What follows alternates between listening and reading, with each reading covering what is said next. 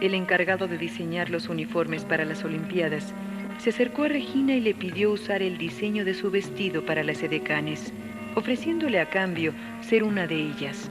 Con ello, el simbolismo diseñado por Regina se popularizó y ella se convirtió en la edecán del 68. Como aún no veían síntomas del despertar, todos los días iban a diferentes lugares ofreciendo espectáculos donde don Uriel era el animador. Don Rafael y Regina cantaban, don Miguel y sus hijos danzaban y don Gabriel hacía trucos de prestidigitación. Al terminar, Regina desconcertaba a los espectadores pidiéndoles que no les dieran ni dinero ni las gracias siquiera. Entre los espectadores siempre encontraban personas honestas y justas que se acercaban a preguntar la causa, a quienes invitaban a unas pláticas en la casa de Regina, donde se les explicaba su misión y se les pedía su colaboración. De esta forma, se fueron fundando los llamados Centros de Mexicanidad por toda la ciudad. El 22 de julio, Regina y su grupo fueron al edificio Chihuahua en Tlatelolco a fundar el Centro de Mexicanidad número 40, dirigido por una enfermera llamada Leticia Rojas. Regina se sentía desanimada por la lentitud del despertar. Con escasos 40 centros, estaba muy lejos de juntar antes de 6 meses las 400,000 personas para el ritual. En los periódicos se enteraba que otros lugares del mundo ya habían empezado a reaccionar. Protestas hacia los gobiernos locales se iniciaban con estudiantes para luego generalizarse. En Francia, Estados Unidos, Checoslovaquia, China, en todos lados, los gobernantes incapaces optaban por reprimir con violencia las protestas. Pero en México aún nada ocurría. El presidente Gustavo Díaz Ordaz se jactaba de tener el mejor sistema de control del mundo. Nada ocurría sin que sus agentes se enteraran, y todo se podía controlar mediante las diferentes organizaciones populares de su omnipresente partido, cuyos cargos de importancia eran ocupados por una red de complicidades y compromisos que aseguraban la fidelidad al régimen en turno. El mismo 22 de julio, un estudiante de la Vocacional 5 del Politécnico invitaba a una bella muchacha de la cercana preparatoria Isaac Ochoterena, afiliada a la UNAM, un refresco. Esto era en los alrededores de la Plaza de la Ciudadela. Ella pidió unos chicles de menta. Lo mismo hizo un porro que entró a la tienda. Este era uno más de los agentes gubernamentales que por la fuerza mantenían a los estudiantes controlados. Como la anciana de la tienda le dijo que ya no había chicles de menta, el porro robó los de la muchacha diciendo que el estudiante pagaría. Él los siguió y exigió los chicles. Se hicieron de palabras y gracias a sus habilidades de karate pudo evadir los ataques de navaja del porro, derribándolo de certero golpe. El porro reunió a su pandilla y buscó al culpable al salir de clases.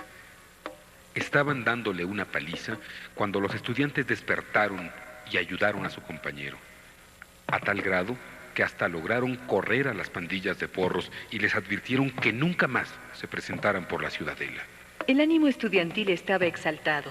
Ese mismo día, el regente de la ciudad, general Alfonso Corona del Rosal, fue informado por los porros del hecho y viendo en eso una oportunidad de hacer méritos, decidió castigar por su cuenta a los del Huacal.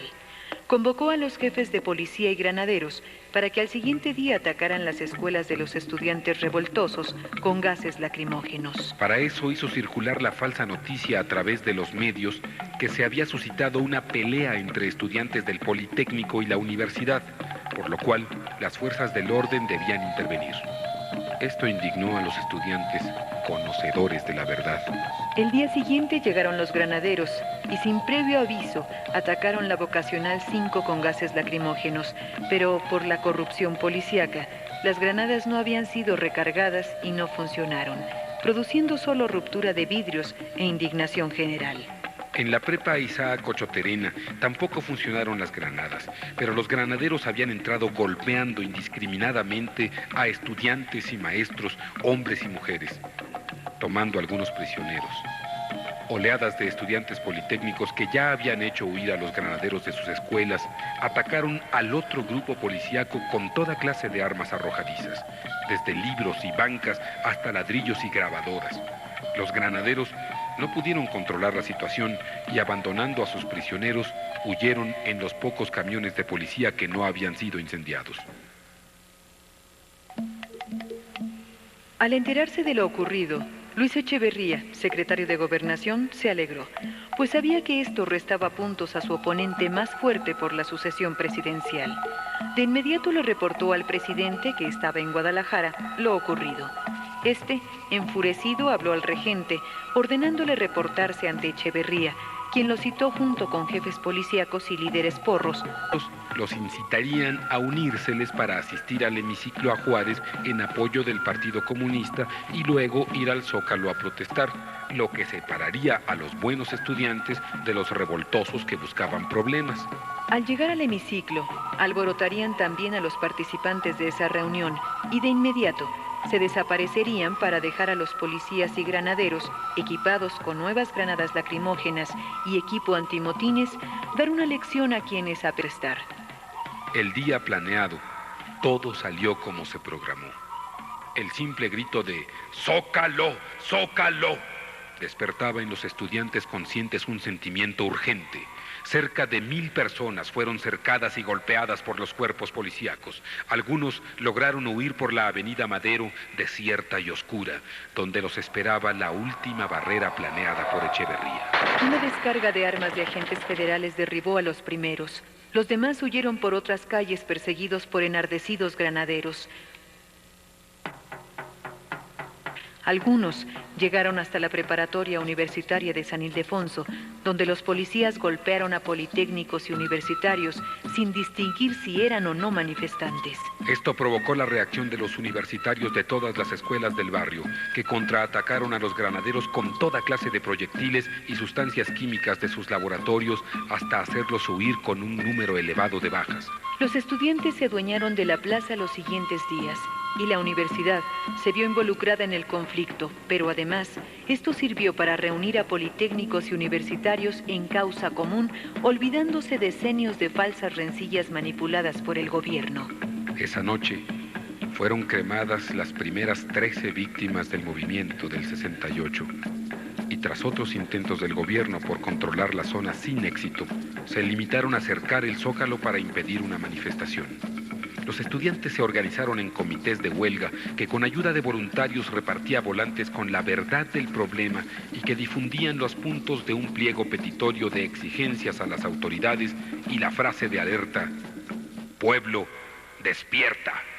El lunes 29 de julio estaban reunidos en Ciudad Universitaria los comités de huelga de un centenar de escuelas cuando les avisaron que un convoy salía del campo militar en dirección al barrio universitario, alrededor de la preparatoria del edificio de San Ildefonso.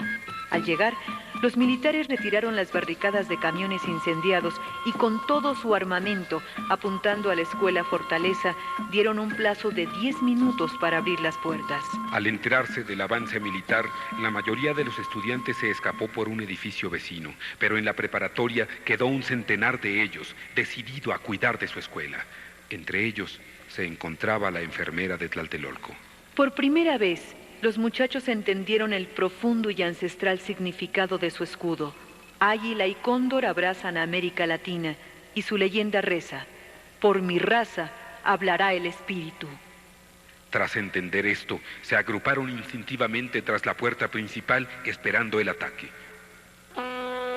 Al agotarse el plazo, el general a cargo de la operación decidió usar un bazucazo para volar la puerta de entrada y atacar.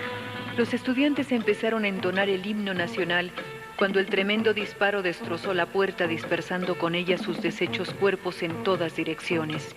Enseguida irrumpieron los soldados, que sin encontrar resistencia, se limitaron a recoger los muertos en camiones militares, mientras los múltiples heridos eran atendidos por la Cruz Verde y por Leticia, la enfermera.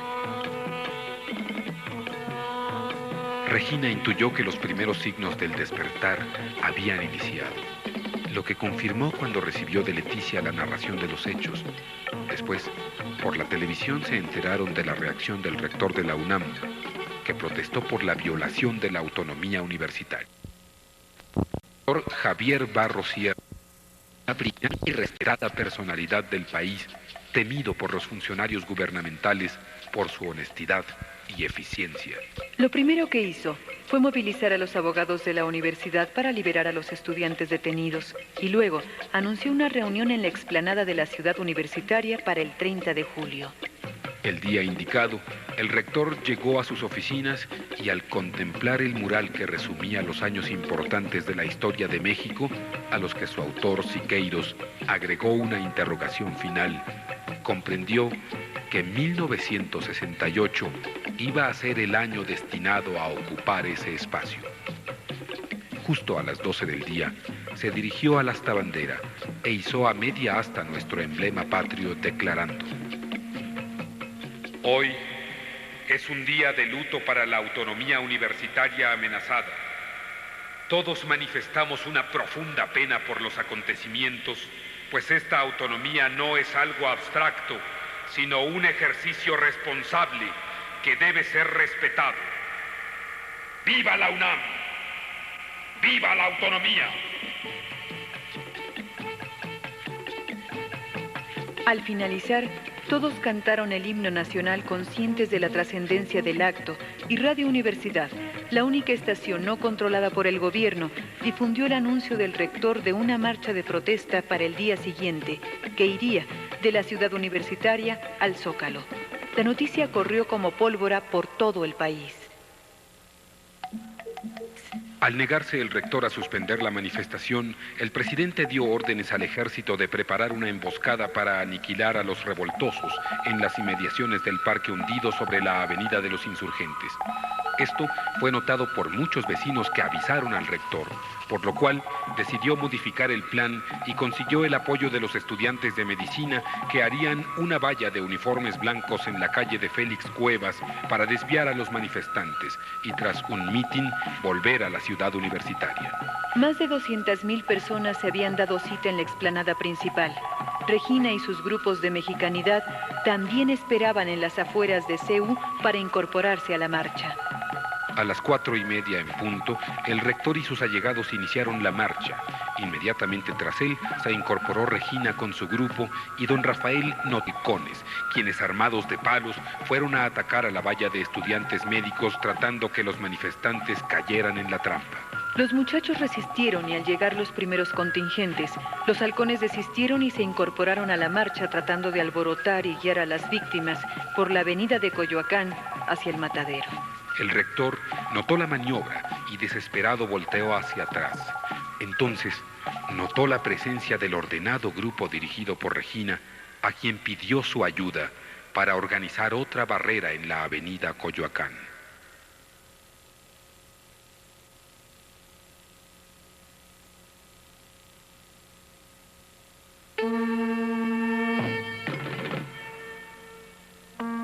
Regina asumió entonces toda su autoridad y organizando la barrera detuvo a los halcones con solo pronunciar 2 letras: CEU. Esto provocó que los atacantes se detuvieran y presenciaran una síntesis de su desperdiciada vida actual y su miseria espiritual. Luego fueron invitados por Regina a unirse a la barrera y viendo en esto su salvación, se integraron ayudándole a desviar a los contingentes con la sola pronunciación de la orden dictada por la auténtica reina de México. CEU.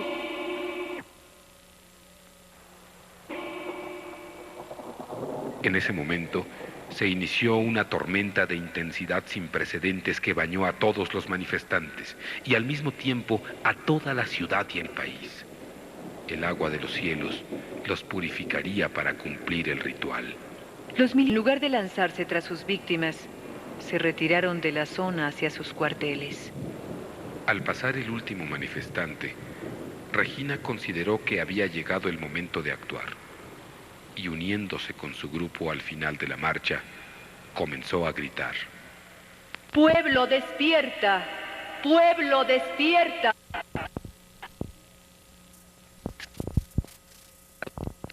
Con condición social se unían a la marcha, y ésta regresó a la ciudad universitaria con 50,000 personas más. El rector, lleno de orgullo, agradeció la participación de todos y terminó con una serie de vivas que todos corearon. Enseguida, Regina cantó el himno nacional y 250,000 de gargantas se le unió. Hasta el más insensible percibió lo trascendente del momento, que Regina definió así. Hoy se ha iniciado el movimiento que tendrá por objeto lograr que México despierte. Una persona no recibió el baño purificador. El Tenebras, jefe de los halcones, juró vengarse de los militares que se habían negado a perseguir a sus víctimas, así como de quien fuera responsable de la traición de sus halcones y el fracaso de su operación, ordenada personalmente por el presidente. Al siguiente día, Regina reunió a los integrantes de sus centros de mexicanidad, explicándoles la necesidad de viajar a provincia a organizar nuevos centros para lograr un movimiento nacional. Las organizaciones estudiantiles serían la parte visible, pero ellos serían el espíritu inspirador del movimiento. Tendrían un mes para regresar y participar en el ritual.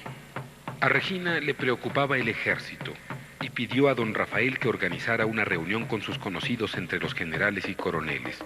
Ante 20 oficiales, explicó el objetivo de su misión y pidió su apoyo para permitir 3 grandes concentraciones humanas en el Zócalo. Al principio se negaron incrédulos, pero luego reaccionaron y de inmediato pidieron audiencia con el presidente, el cual estaba planeando la represión. Empezaron reiterando su lealtad y pidiendo que se permitieran 3 manifestaciones pacíficas en el Zócalo.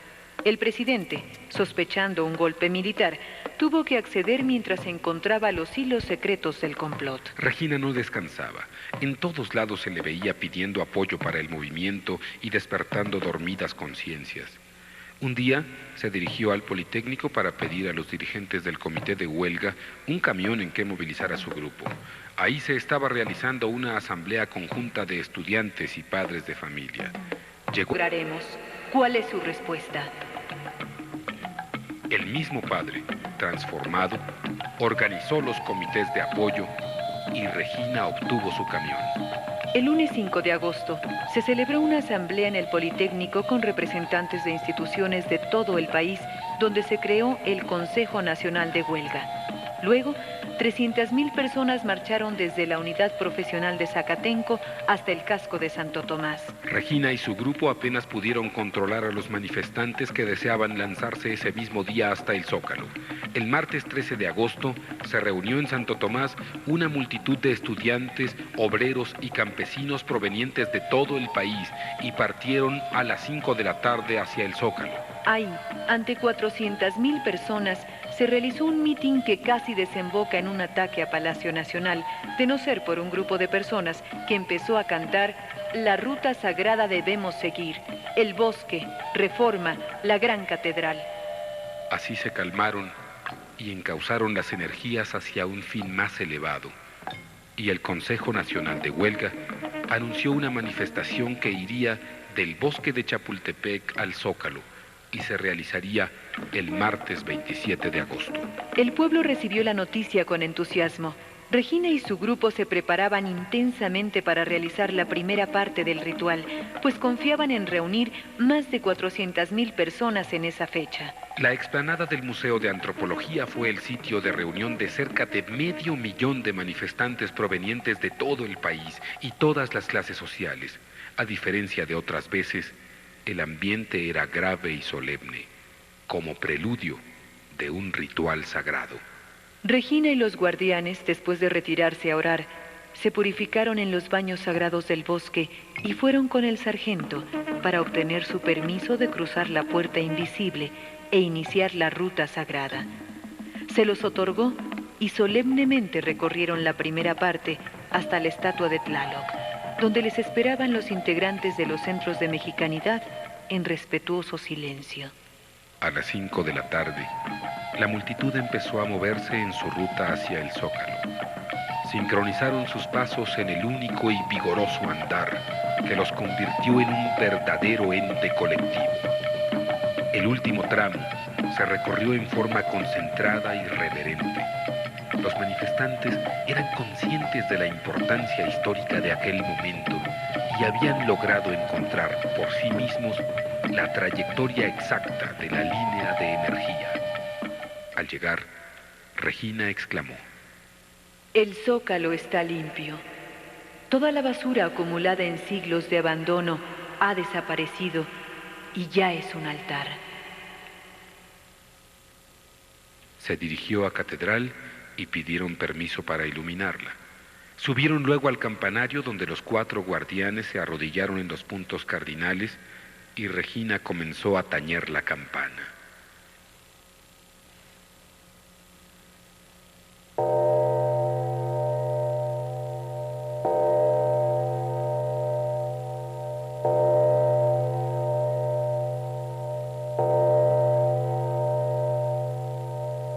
Percató de que se trataba de algún tipo de ritual y se le ocurrió organizar un contrarritual, tomando como pretexto el supuesto agravio al asta bandera, así como la profanación de la catedral.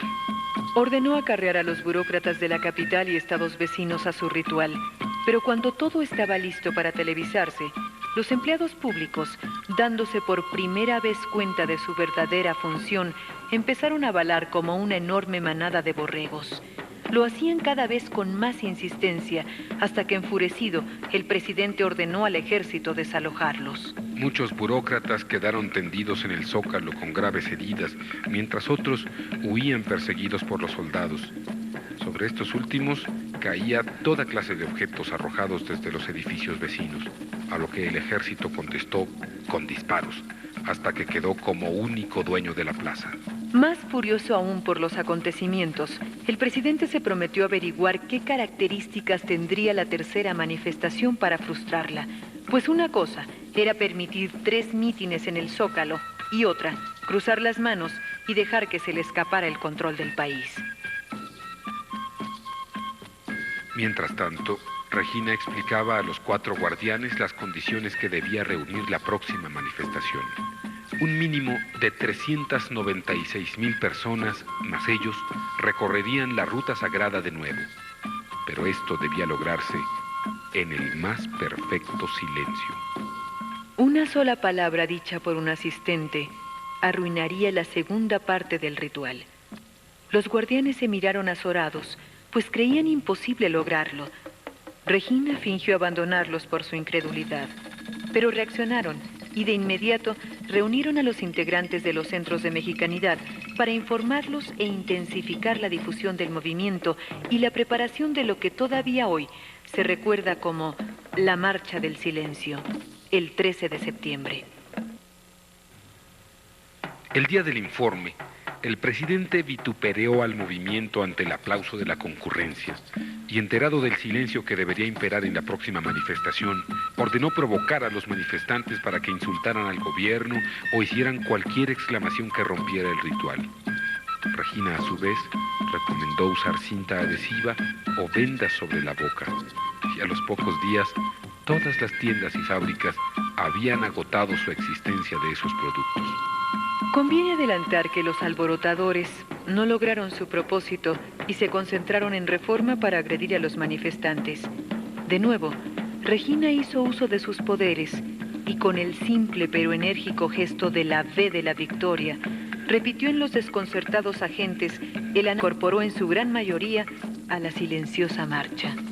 Para relatar lo que siguió, basta el silencio de los 700,000 manifestantes que, encabezados por Regina y con el permiso del sargento, iniciaron la marcha.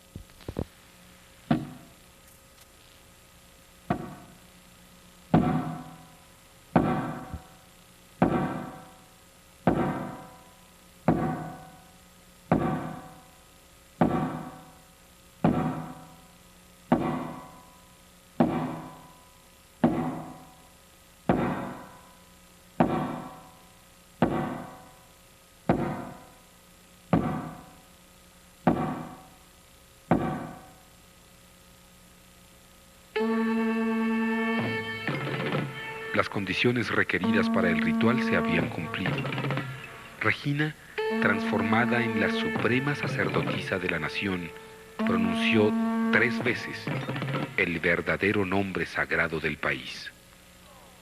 México, México, México.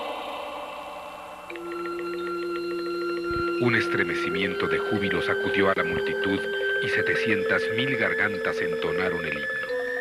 El ritual había concluido y ahora era el turno de los volcanes para despertar al país. El 15 de septiembre se celebró una noche mexicana en la explanada de Ciudad Universitaria. Regina cantó y celebró junto con los miembros de los centros de mexicanidad y se unió al regocijo cuando a las 11 de la noche, Eberto Castillo realizó la ceremonia del grito. Después, en compañía de todos sus seguidores, se dirigió a un centro de energía cubierto por la lava, donde estuvo asentada una de las más antiguas civilizaciones de México. Frente a 1 millar de personas, declaró concluido el movimiento. Ahora correspondía a cada quien contribuir al proceso con su propio despertar. Agradeció a todos su participación y les pidió difundir en las Olimpiadas la pronunciación correcta del nombre de la nación. Se despidió de todos y en compañía de los 4 guardianes y el testigo, se dirigió a la aldea de los Reyes donde pidió quedarse sola. Esa noche, el zócalo estaba lleno de gente que iba a celebrar la ceremonia del grito. Cuando el presidente salió al balcón, fue recibido por un enorme y largo abucheo, que solo el tañer de la campana de la independencia detuvo al calmar al pueblo. En la mañana del día del desfile, el Tenebras pidió audiencia con el presidente y le presentó pruebas de que el movimiento lo organizó una guerrillera entrenada en China que se hacía llamar Regina, que contaba con centros de intriga en todo el país. Poder al Tenebras para controlar las cosas. La solución llegaba justo a tiempo, pues se había enterado que el gobierno de Estados Unidos promovía un golpe de Estado en México para deponer al ineficiente gobierno. Esa noche, el presidente ordenó al ejército aplastar el movimiento y pedir al vecino país de plazo hasta el 2 de octubre para lograrlo.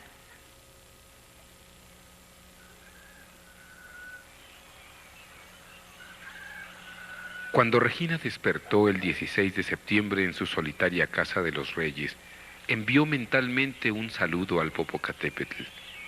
Al instante, percibió la respuesta mental clara y vigorosa del coloso.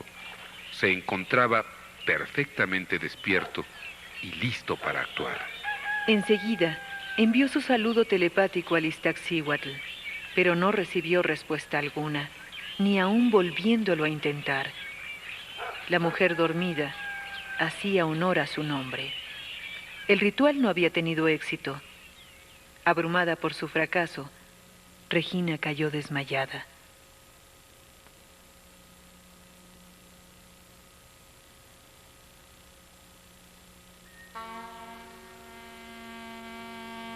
La noche del miércoles 18 de septiembre, el ejército tomó las instalaciones de Ciudad Universitaria.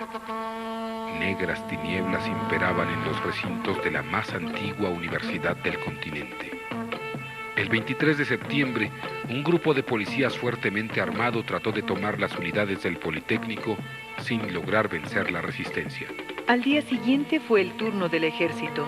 Los de Zacatenco optaron por abandonarlo. En cambio, en Santo Tomás, decidieron ofrecer resistencia, pero la superioridad de los soldados los barrió. Fueron necesarios 2 camiones militares para transportar a los muertos, cuyo número y destino nunca se supo. Acciones similares ocurrieron en todo el país. Ejército y policía tomaban a sangre y fuego todo plantel en huelga, deteniendo a sus dirigentes. La gente ya no los apoyaba, parecían haberse asustado o se habían cansado. El caso es que habían retirado su ayuda. En el fondo existía una razón. El 21 de septiembre habían concluido los 6 meses de haberse realizado la reunión en Teotihuacán. La cárcel de la Luna funcionaba de nuevo, sumiendo en el sueño a los habitantes del país. Todos se interesaron por las próximas Olimpiadas y el gobierno las manipulaba a su favor. La casa que ocupara Regina fue tomada por la policía sin encontrar a nadie, y el testigo fue a avisar de inmediato a la aldea de los Reyes. Un enjambre de abejas descendientes del panal que le regalaron al nacer zumbó alrededor de Regina hasta despertarla, y la abeja reina le entregó una substancia que provoca el recuerdo de pasadas encarnaciones. Regina se vio como Citlalmina en 1473. Luego, en el cuerpo del emperador Cuauhtémoc, y entendió el último sacrificio de los aztecas al defender Tlatelolco, como un ritual destinado a salvar el alma de México. Llegó a la conclusión de que allí se había roto la armónica dualidad de los opuestos al implantarse un culto a Tlaloc y Huitzilopochtli en un lugar destinado a deidades femeninas. Esto ocasionó un desequilibrio que aletargó por siglos la circulación de energía femenina y explica el profundo sueño de la mujer dormida y por qué solo una mujer podía intentar restaurar el equilibrio. Para ello, debía realizar un sacrificio en Tlatelolco. Lo comunicó a los 4 guardianes y al testigo que le venían a avisar del ataque policíaco al movimiento. El sacrificio debe ser voluntario y consciente, donde 400 víctimas junto con ella se ofrecerán para restaurar el equilibrio. La primera labor fue encontrar la puerta y rutas sagradas femeninas que debían seguir. Esta no podía ser otra que el Tepeyac. Al regresar a la ciudad, les explicó a los miembros de los centros de mexicanidad la necesidad de que las víctimas debían ser capaces de amar a sus verdugos. Los voluntarios debían presentarse a las 7 de la mañana en la basílica y tras orar hasta las 5 de la tarde, recorrer las rutas sagradas de la calzada de Guadalupe o los misterios para limpiarlas. Al final, pedirían acercarse a Regina y ofrecerse como candidatos al sacrificio. En ese mismo momento, se les diría si eran o no aceptados. El altar de sacrificio era testigo del último reducto del movimiento del 68. Los vecinos de Tlatelolco no permitían que ni siquiera la policía entrara. El presidente ordenó al ejército aplastar este foco el 29 de septiembre y Regina aún no completaba las 400 víctimas. Vino entonces en su auxilio el general Lázaro Cárdenas, quien enterado del plan, se presentó ante el presidente para exigirle suspender la operación. Ante el temor de su influencia, el presidente cedió en su intento de usar el ejército, pero urdió otro plan, que dirigiría el Tenebras en la manifestación del miércoles 2 de octubre. Regina seguía su labor y oraba fervorosamente ante la Virgen, en quien supo reconocer que su imagen sustituyó la de Coatlicue, que en otros tiempos era usada por los aztecas en el mismo sitio para representar la parte femenina de la dualidad protectora. Un día, al salir de la basílica, se acercó un niño descuidado y harapiento que regaló a Regina un juguete de papel. Nadie sabía su nombre, ni él mismo. Regina sentía la cercanía del sacrificio. No se preocupaba por la forma de muerte, pues intuía que el gobierno la encontraría. En la mañana del 2 de octubre, un sueño le indicó que la fecha había llegado. Solo tenía 399 víctimas y les embargaba la tristeza. Fueron primero al bosque a despedirse del sargento, quien les informó que él, junto con otros 100 ahuehuetes, se sacrificarían junto con ella a la hora señalada. De ahí, se dirigieron al Tepeyac a orar por sus verdugos. A las 5 de la tarde, salieron al atrio e iniciaron la marcha hacia Tlatelolco. Regina iba al frente portando la bandera nacional. El incompleto grupo era muy heterogéneo. Había exhalcones, obreros, estudiantes, los mejores seres de todo el país y todos los estratos sociales. Nadie notó que el niño sin nombre lo seguía.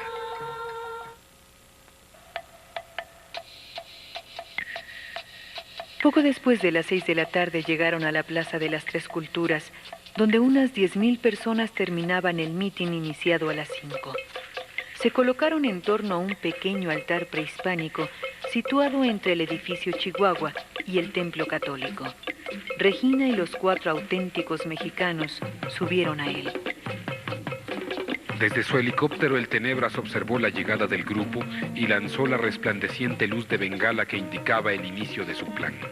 Luego, él mismo disparó al comandante militar para provocar la reacción del ejército y cumplir su venganza, antes por igual. Justo al ver la luz, Regina escuchó una voz infantil gritándole: «Citlalmina».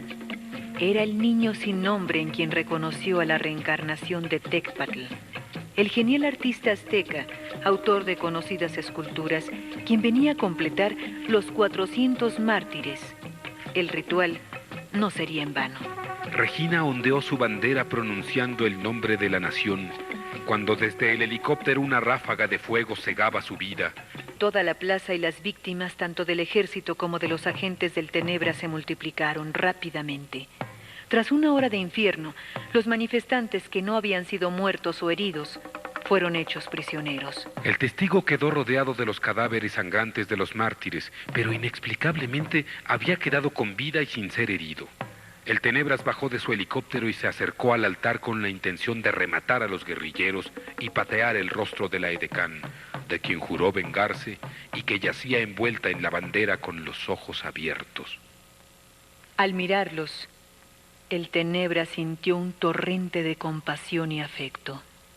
Todo su ser sufrió una conmoción y durante largo rato pidió perdón. Al bajar del altar, ya era otra persona. Y con 20 de sus secuaces se retiró inmediatamente. Fue reconocido por los soldados como jefe del grupo de francotiradores que los había atacado provocando la matanza, y cuando el transformado Tenebras aceptó su responsabilidad, fue muerto ahí mismo, junto con 100 de su grupo. El mismo número de ahuehuetes que esa tarde murieron en Chapultepec. El presidente ordenó arrojar los muertos a las aguas del Golfo de México, exceptuando 30 cadáveres seleccionados al azar que se reconocerían como las únicas víctimas del ataque. Los cadáveres eran llevados en camiones de basura a su destino. Pasada la medianoche, el testigo oyó una voz que decía: «Estaría bueno apartar ya a los 30 civiles». De pronto sintió que lo levantaban en vilo y lo arrojaban al camión. El último cuerpo que echaron fue el de Regina. El camión se detuvo en la tercera delegación. De un brinco el testigo bajó y explicó a los agentes que había quedado inconsciente al ser arrollado por la multitud, recuperando la conciencia en el camión. También les dio dinero a cambio de quedar libre y de recuperar el cuerpo de su amiga, que no tenía parientes que la reclamaran.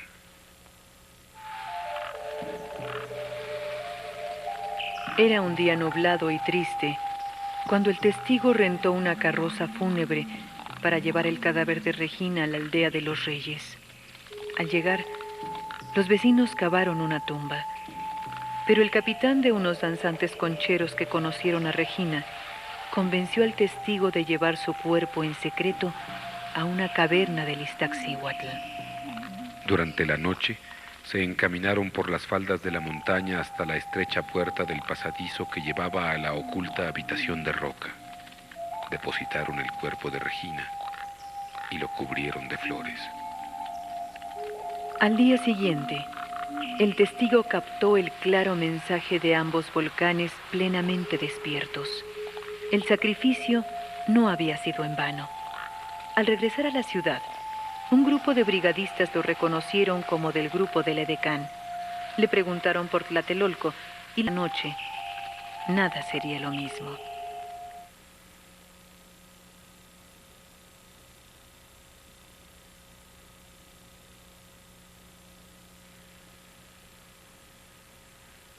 Al país de las águilas su reina volverá. La cárcel de la luna precisará romper.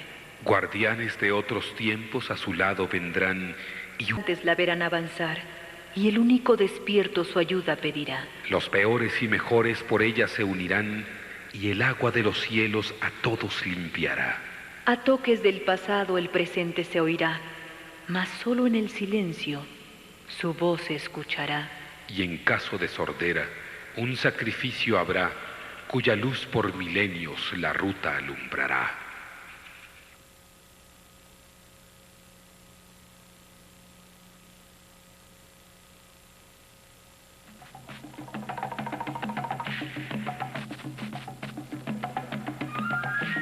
En algún lugar y tiempo, usted ha presenciado este testimonio. Solo cuando el ser humano despierta y se hace responsable de su vida, puede aceptar la misión trascendente que seguramente usted escogió al reencarnar en su actual vida. Despierte, despierte. Empiece por aprender más sobre los hechos. Recomendamos la lectura de Regina, así como de Tlacaelel y La mujer dormida debe dar a luz. Pero en realidad existen tantos caminos de aprender como misiones tienen los servidores ocultos que, sacrificando su importancia personal, esperan ayudar a la evolución de la humanidad en la era que se inicia. Busque su camino, pues siempre ha estado ahí, a su disposición, en espera de su despertar. No deseche nada, ni critique a nadie por no coincidir con su camino. Sería muy presuntuoso suponer que un simple ser humano posee toda la verdad que solo a Dios corresponde.